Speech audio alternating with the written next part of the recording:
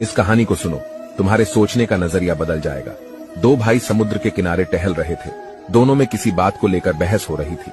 अचानक बड़े भाई ने छोटे भाई को थप्पड़ मार दिया। छोटे भाई ने कुछ नहीं कहा, सिर्फ रेत पे लिखा, आज मेरे भाई ने मुझे मारा। अगले दिन दोनों फिर समुद्र के किनारे घूमने निकले। छोटा भाई समुद्र में नहाने लगा और अचानक वो डूबने लगा। बड़े भाई ने उसे बचाया। छोटे भाई ने पत्थर पे लिखा, आज मेरे बड़े भाई ने मुझे बचाया। बड़े भाई ने पूछा, जब मैंने तुम्हें मारा तो तुमने रेत पे लिखा और जब मैंने तुम्हें बचाया तो पत्थर पे, ऐसा क्यों? विवेकशील छोटे भाई ने जवाब दिया, जब हमें कोई दुख दे तो रेत पे लिखना चाहिए ताकि वो जल्दी मिट जाए, लेकिन जो हमारे लिए अच्छा करता है तो हमें पत्थर पे लिखना चाहिए, जो मिट ना पाए और हमेशा के लिए यादगार बन जाए। एक राजा की उंगली कट जाती है। ये देख के उसका मंत्री बोलता है, जो होता है अच्छे के लिए होता है। राजा को गुस्सा आ जाता है और वो उसे फांसी पर चढ़ाने का हुक्म दे देता है। उसके बाद वो शिकार के लिए जंगल चला जाता है।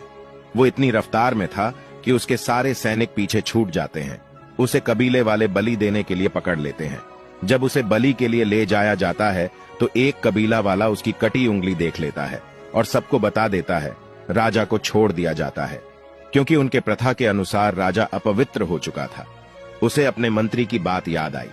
वो भागते हुए अपने राजमहल जाता है और सीधे उस स्थान पर जाता है जहां उसके मंत्री को फांसी होनी थी। वो फांसी को रुकवा देता है और अपने मंत्री को धन्यवाद कहता है। उसका मंत्री कहता है, जो भी होता है अच्छे के लिए होता है। राजा कहता है, तुम मरने वाले थे, फिर भी ऐसा बोल रहे हो? मंत्री कहता है, अगर आपने मुझे फांसी की सजा नहीं दी होती तो मैं भी आपके साथ जाता और आपके स्थान पर वो लोग मेरी बलि दे देते। इसलिए जो भी होता है अच्छे के लिए होता है।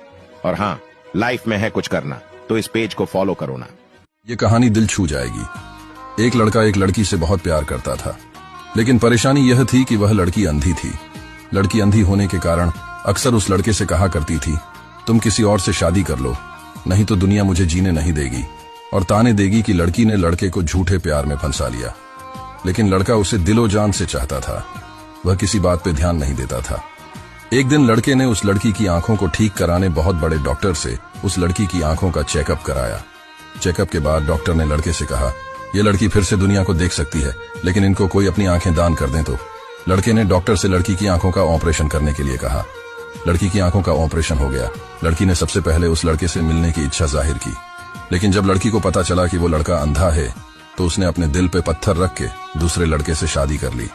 जब यह खबर उस लड़के को पता चली तो उससे यह बर्दाश्त ना हुआ और वह बीमार रहने लगा और एक दिन वह मर गया। जब यह खबर लड़की को पता चली तो लड़की जोर जोर से रोने लगी। तभी उसे एक अदृश्य आवाज सुनाई दी, तुम मेरे दिल को तो संभाल ना सकी, कम से कम मेरी आंखों का तो ख्याल रखना। लड़की आसमान की तरफ देखा और अपने आप को कोसने लगी। लेकिन अब क्या हो सकता था जब यह कहानी अंधा इश्क बनकर रह गई थी।